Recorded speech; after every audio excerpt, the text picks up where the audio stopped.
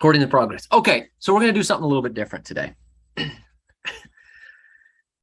Normally, we go through a training class of different points, different topics, this and that, and, it's a little more interactive and things like that. Today's going to be a little bit different. So I wrote a speech, okay? Now, there will be still some interaction and things along those lines, but I sat down, I put pen to paper, and just kind of let the thoughts go through of things that I think can help us as salespeople, as managers, coaches, brokers, team members, staff members, whatever the case may be.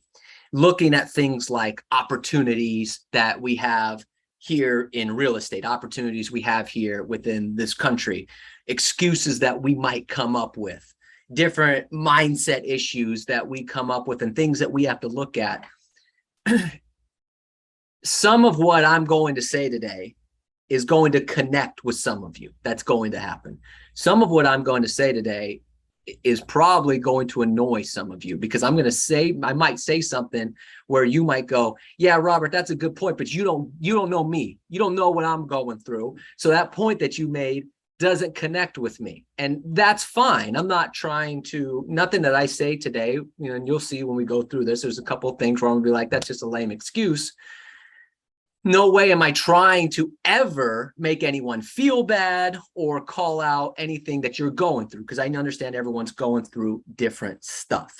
Okay. But there might be some things that kind of do that. There might be some things that connect with you, like from an emotional level. I'm telling you, when I wrote some of this stuff out, and you'll understand as I go through it, there was some of the stuff that, man, like it really hit me from an emotional standpoint of what I'm going through in my mindset and things like that.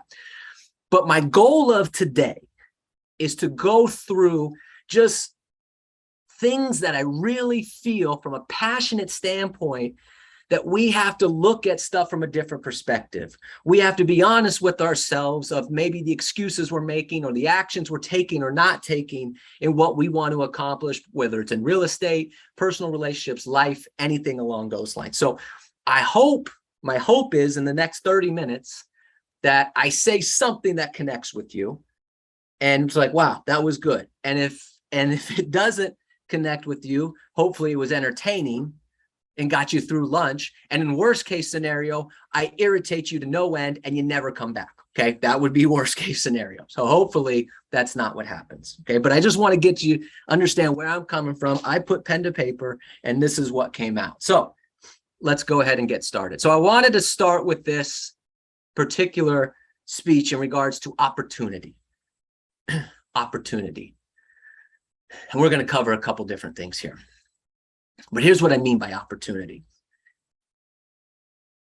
Right now, we're in a situation in real estate where there's less transactions in most of our markets. Okay. The prices in some of our markets are slowing down. There's things going on outside of real estate. The stock markets are going up and down. Okay. Unemployment goes up and down. Gas prices are high, then they might be lower. Okay. There's different political things going on. There's all kinds of stuff that's always going on that might affect what we look at as opportunities in what we can accomplish here today and as we move forward. And what I want to start with is this. You here today, no matter what's going on, have an opportunity to do something absolutely magical with your life. Okay. Now, here's what I mean. Let's start from where you are at in your current stage in terms of location. I don't hide from the fact that the country we live in has some problems. I don't hide from that fact. There are certainly issues as a country that we have to come to grips with. I get that. However, I'm also not blind to the fact that people are willing to die to come here. People are willing to face gunfire, are willing to face helicopters, are willing to sleep in caves, are willing to try to go through tunnels and over fences and pay money and, hide in cars and do all these other different things, swim with sharks and all this stuff. They're willing to do all those things to come here. So from a mindset perspective, one of the very first things that I think is really important for us in terms of opportunity is accept the fact that, yes, we have problems, but let me tell you something, you still have a wonderful opportunity based on being here in the United States, North America, wherever you may be. So take aside, and a reason I started with that when I was writing this stuff out is because I feel like anytime I turn on anything, it's about problems. Oh, this and this and this and that. Yeah, we have problems, but man, the opportunity is so amazing of what you have here. People want to come here because it's an opportunity to make money. People want to come here because it's an opportunity for freedom. You know what? There's a lot of other countries where, not everyone gets a right to vote still. There's a lot of other countries where you can't make the money you have here. So take out the political aspects from your mind. I already lost one person. That's fast. Take out the political aspects from your mind. Take out the whatever, this country this country that, this city this city that. Take all that out of your mind and just accept the fact that people are willing to die to come here and look at the opportunity that you have in front of you. Now, for those of you that are from Southern California, you have an even bigger opportunity because no one's trying to get through gunfire to get to Topeka, Kansas. That's not why they're willing to die to come here. They're willing to die to come here because they want to come to LA. They want to come to Orange County. They want to go to New York. They want to go to Miami. That's where they want to go. Why? Because this is such a wonderful place to be. Oh, Robert, it's so expensive. Yeah, it is. For a reason. There's traffic for a reason. Smog, yeah, so what? And yet people want to come here because the opportunity is so amazing. So get off the fact of any problems that might be within your city, your community, and accept the fact that you have a wonderful opportunity here. I wrote this down here in terms of this, on this particular thought. You have no excuse if you're already here to not have a great life. I put this down for myself. I was born white, male, middle class, American in California with no mental or physical disabilities, all jokes aside. If at the end of the road, my life sucks, that's on me.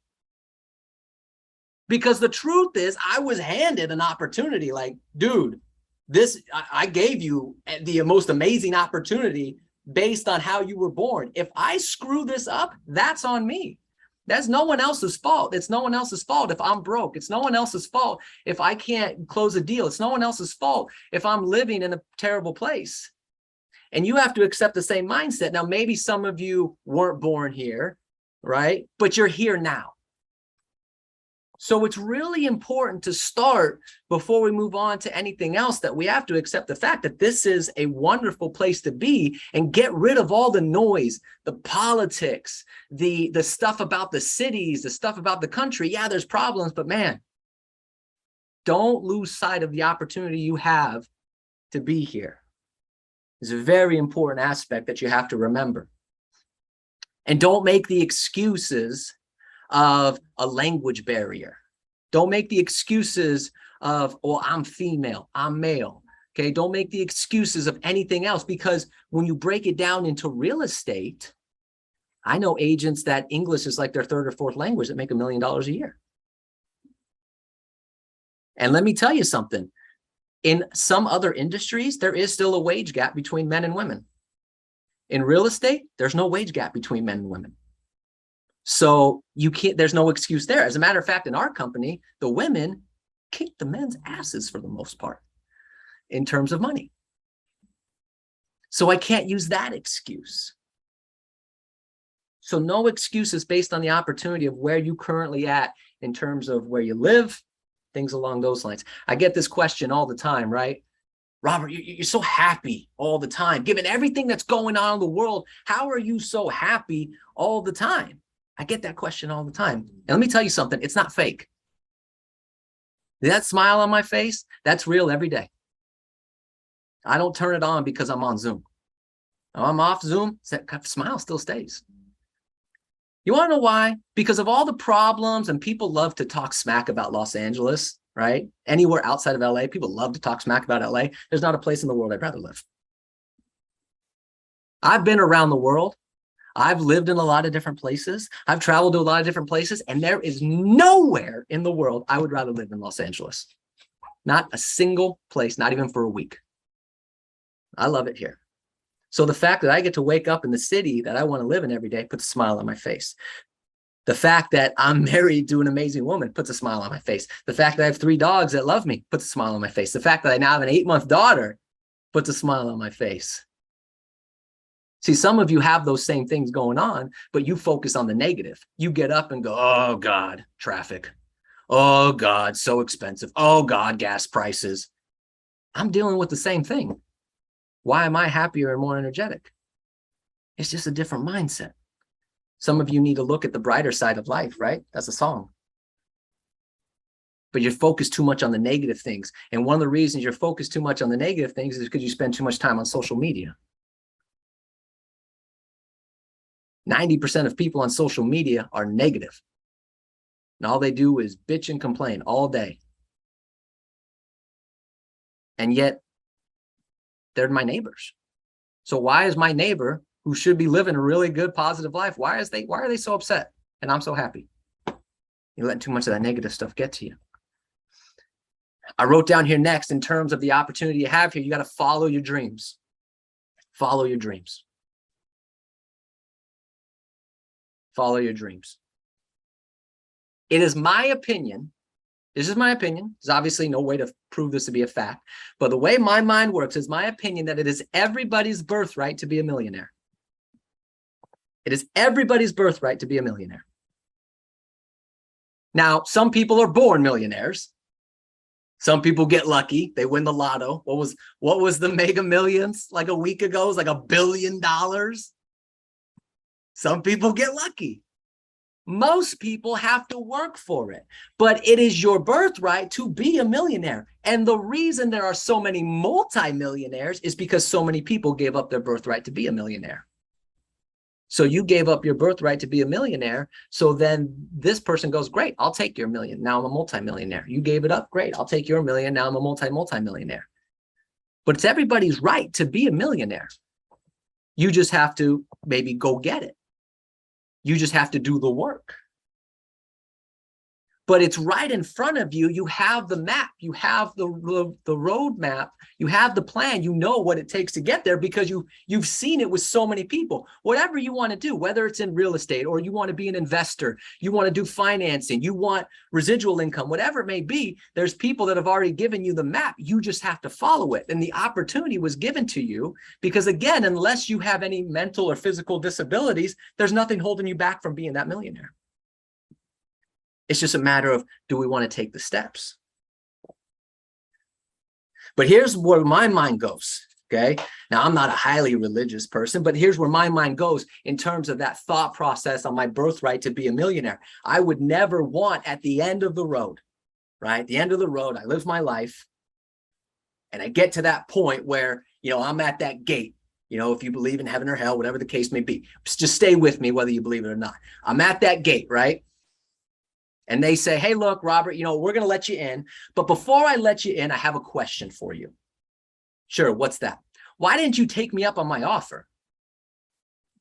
What do you mean? Well, when you were created, it was your birthright to be a millionaire. I didn't give you any mental disabilities. I gave you no physical disabilities. I put you in a place where there was millions to be made. I surrounded you with people who were also doing it. I mean, I gave you every opportunity and you passed on my offer. You decided not to do it. I'm just curious why. I would never want to have that conversation at the end because then they look at me and say, if I knew you weren't going to take my offer, I would have given it to somebody else. I would have given that offer to someone else. If I knew you weren't going to take me up on it, I gave you everything. Why didn't you take me up on my offer? That's a question I would never want to have. That's a conversation I would never want to have. If at the end of the road, say, man, why didn't you just take me up? I gave it to you. See, it's a mindset thing where that conversation in my mind would happen if I didn't take advantage of the opportunity and say, I'm going to go get my million. I'm going to go get my money. I'm going to take advantage of the opportunities I have in front of me. Because I would never want to have that conversation at the very end of the road. And, man, why didn't you take me up on this offer that I gave you? Because the truth is, there are a lot of people out there that do have mental or physical disabilities that don't have the same opportunities that I do. And it's like, man, if I waste my opportunity and I don't take advantage of it, then it's like, man, these people had mental or physical disabilities. They didn't have a chance. I had a chance and I just wasted it. Man, I would just, the way my mind works, I would never want to have that conversation. I would never let that go through my mind. So I have to take advantage of every opportunity I have to go out there and be that millionaire. I wrote down here on follow your dreams. Some of you might remember the show American Gladiators, show from the 80s and 90s, right? Where it's like you're standing over here and you have to get over there, right? You have to get to there. Now, I could see it. I just have to get there. But in between here and there, there's a bunch of obstacles. There's a ball pit. There's some bags you got to run around. And then even when you get around the bags, there's some like giant dude named Blade that tries to tackle you. And then there's some like fit person named Laser who tries to take your legs out, right? And you're just trying to get to the end and they're doing everything they can to prevent you. How many times have you felt that way trying to accomplish your goals? Where it's like, man, I could see it.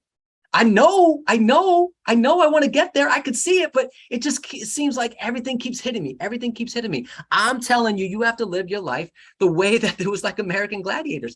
It's never going to be a straight line to the dream. It's never going to be a straight line to the goal.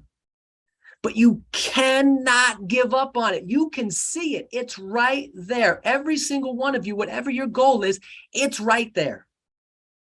Robert, I want a mega yacht. It's right there. It's right in the harbor. Now, to get there, you're gonna have to battle some people trying to take your legs out, negative people. You're gonna have to battle life, which is gonna hit you from side to side. And that's gonna happen all the time, but you gotta keep going. You gotta keep going. The dream is there. Don't ever let anyone take you off track. No matter their size, their power, what it is, you always have to keep looking at the end game. Because people will try to do it. Things will try to do it. Life will get hard. Life will get in your way.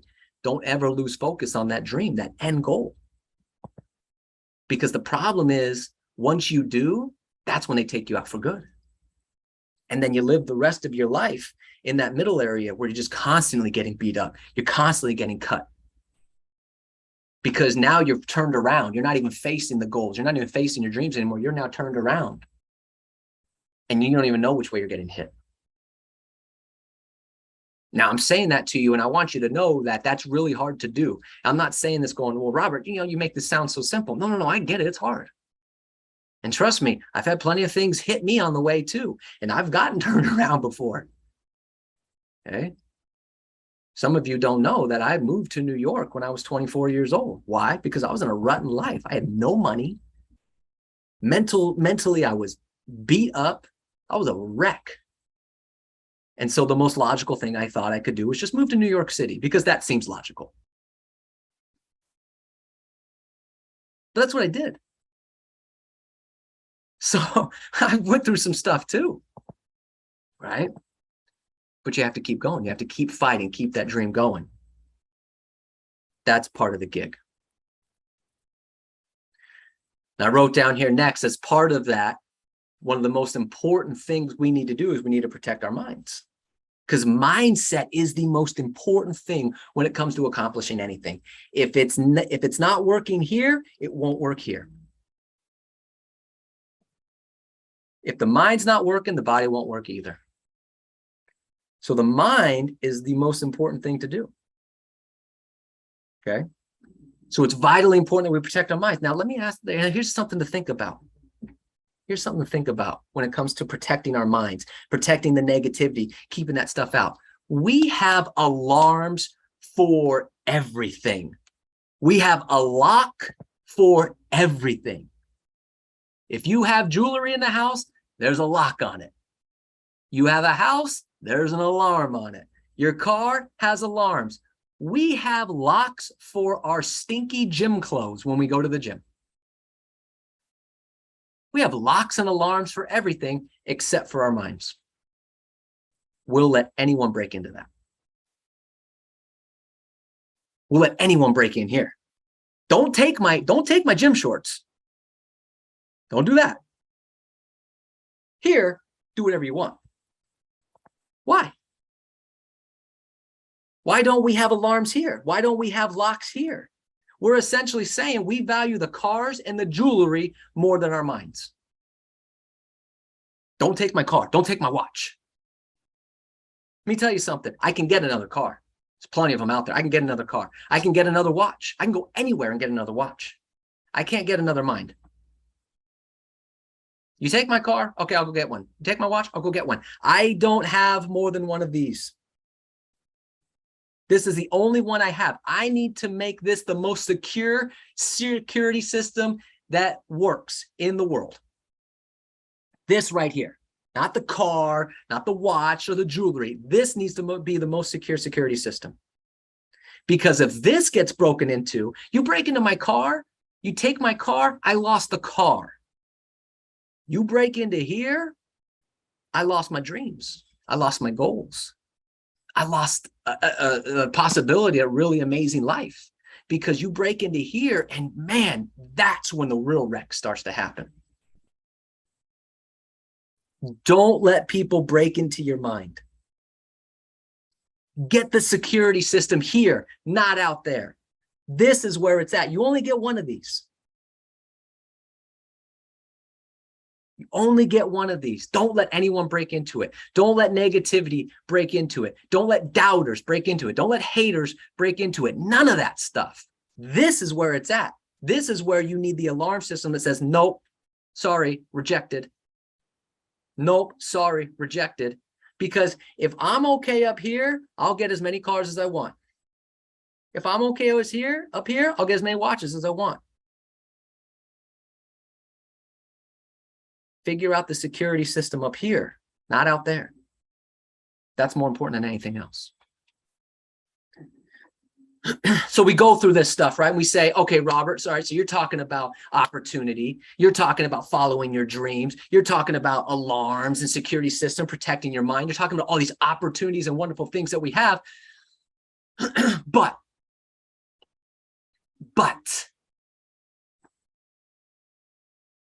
so I wrote down two buts. Two buts that cause the biggest problems, at least in my mind, that I hear all the time. I'm tired. I'm tired. If to do this, I have to get up at this time. I got to start at this time. I'm tired. Let me tell you something. You tell me you're tired, that is the lamest excuse anyone could ever tell me. Lamest. I get up at 3:30 every day. 3:30 every day, Monday through Friday. Sleep in on Saturday and Sunday. I get up at 5:30. Every day at 3:30. Do I seem tired? Do I seem low energy? Do I seem like I don't have passion for what I'm doing? So I did the math on this. For some of you that say I'm tired. Okay. If I get up at 3:30, that means chances are most people are sleeping 2 to 3 hours more per day than I am. Now let's just do that 5 days a week, not 7. 2 hours more a day is 10 hours of sleep more per week. 52 weeks a year means that's 520 hours more of sleep. And I've been doing this for years. So let's say 10 years, you've gotten 5,200 more hours of sleep than I am. Don't tell me you're tired. Wrong guy. Wrong guy. It's not about being tired. It's the fact that you've prioritized sleep over your goals. You've prioritized sleep over spending time with the kids. You've prioritized sleep, spending time with the family, the dogs. You've prioritized sleep than doing affirmations. You've prioritized sleep than doing what's most important to you. You've decided that sleep is your number one thing. Well, I need my sleep to have energy. That's crap.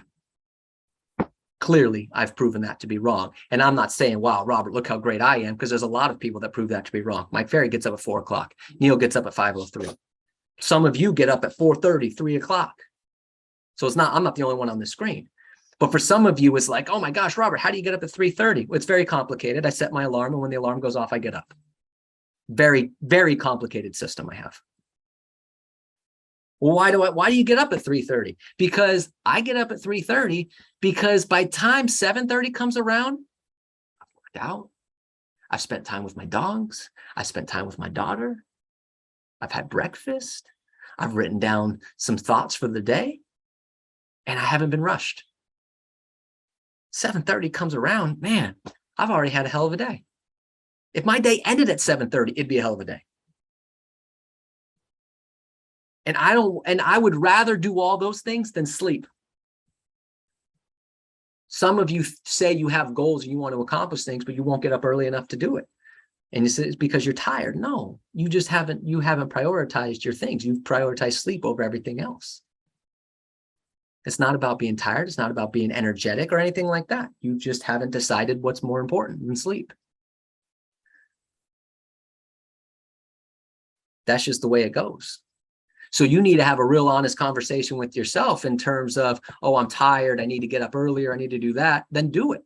And if you're not doing it, it's simply because you don't have a strong enough connection with what you want to accomplish. But it's not a tired thing. It's not an energy thing. It's simply a mindset thing that you haven't made that connection yet. The second excuse is, well, Robert, I have kids. I have kids, so therefore I can't do all these things because I have kids. Do you have any idea when you say things like that, how demeaning that is to your kids? I want you to think about that for those of you that ever used your kids as an excuse. You're essentially telling your kids that I could be more, but because of you, I'm not. Whoa! Man, I could be more, but because of you, I'm not. That's what you're saying when you make the excuse that you can't do XXX next because of your kids. Man, would you ever tell your kids that? No, of course not. But you're telling that to me. You're telling that to whoever. I can't do this because of my kids. I wrote this down here. Use your kids as motivation, not excuses. Your kids should be the reason you get up early. Your kids should be the reason you make more contacts. Your kids should be the reason you follow your dreams and follow your goals. Because I assume that anyone that has kids, the goal is always to make sure they have a better life than you did, no matter how great your life was. Let me tell you something. My life's pretty good. But God damn it, my daughter's life is going to be better than mine. No ifs, ands, or buts about it. Now that means instead of living close to the beach, she's going to live on the water. Okay. Well, whatever the case may be, that means she's never going to have a student loan. Never. Wherever school she wants to go to, here's the check. Doesn't matter. It means when she's old enough, if she does what she's supposed to do, there's going to be a house waiting for her instead of trying to be struggles of a first-time home buyer. So you use your kids as motivation, not excuses. Now, I get it. It's hard. You got to pick the kids up. You got to drop them off, but work around it. Figure it out. You know, I got an 8-month-old daughter, and I got to work every day. Amber's got to work every day, but somebody's got to take care of Cambria. Well, guess what? We got to pay the bill. Well, how much is the nanny? It's a full salary, you know, $6,000-7,000 a month. You know, you got to pay it. Because I got to be here to make sure that she gets everything else that she wants. Don't use your kids as excuses. They should be your motivation to do things. But think about this too. Every day you go to work. Here's the biggest mindset I have changed with my daughter, okay, who's now 8 months, Cambria. My daughter, when I go to work, even when I'm at home, I go to work. I go to my office. I'm at work. Okay, I'm not walking around the house. I'm not hanging out. I'm here. I'm here. You obviously see me. I'm on Zoom all day. Okay, like I'm here. And sometimes I go to the office. Sometimes I'm here. My daughter wants to be with mom and dad. So when I walk away and I go to the office, even though she's only 8 months old, she's following me, right? Where are you going, Dad? Where are you going? Where are you going? We want to play. She does the same thing with Amber. Where are you going? Where are you going? We're going. She wants to be with Mom and Dad. I couldn't fathom the idea that my daughter who wants to spend time with me, I'm walking away from her and I do a half-ass day at work.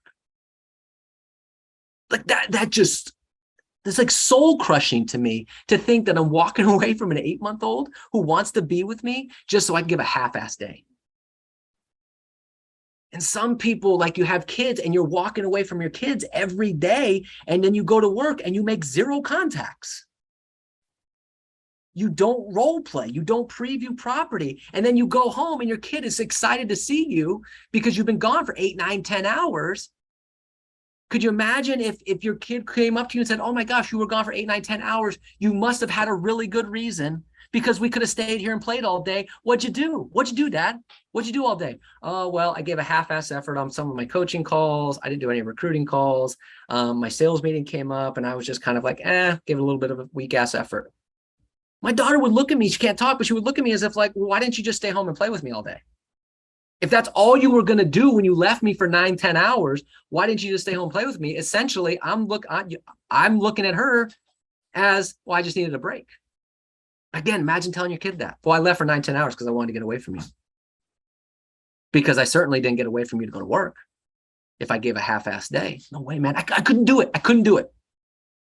One of the biggest changes it made me with my daughters, like, there's no way I could leave her for that amount of time and give a half-assed effort. And I appreciate, Tim said earlier, said, Robert, when you're here, man, you bring it every day. Yeah, you're goddamn right I do, because if I'm not going to, then I'll just stay home and play with her. If I'm not going to bring it every day, I'll spend time with her. I'll spend time with my wife. I'll spend time with my dogs. I got people I love and things I love. If I'm going to leave for 8, 9, 10 hours, you bet your ass you're getting me every day. The best of me, the energy, the enthusiasm, every single day. And for some people, they don't do that every day. They walk away from their kids. Don't do that. Your kids should be your motivation. For those of you that have kids, that should be your motivation to go out there and do the work every single day. Not the excuse for why you can't.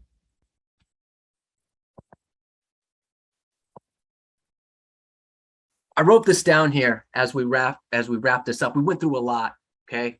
Opportunities, dreams, excuses, things like that. And some of you are really pissed at me right now, and that's okay. And some of you might be like, wow, that was good, Robert. That's good stuff. I get it. Okay. And that's fine too. It's vitally important that you understand that I know life is really hard. Life is really hard. Making money in life is really hard. Raising kids in life is really hard. That is true. Life is really, really hard, complicating, frustrating, irritating, annoying, all those things.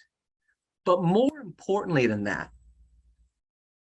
life is fun, life is exciting, and life is magical.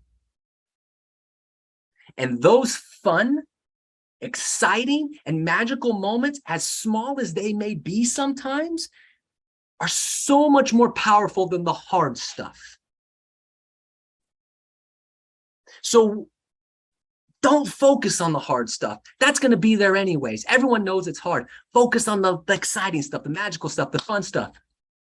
So when somebody tells you a joke, laugh.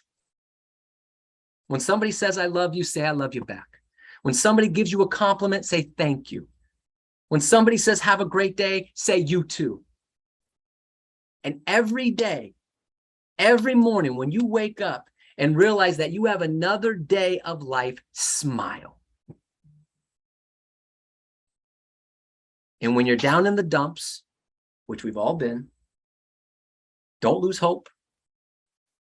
Don't lose faith. Don't lose the will to keep going. Because as Zig Ziglar said, you were designed for greatness. And if today isn't your day, that means tomorrow, your star will shine the brightest. That's all I got. Thank you so much. Hopefully there was 1 or 2 things in there that were impactful for you.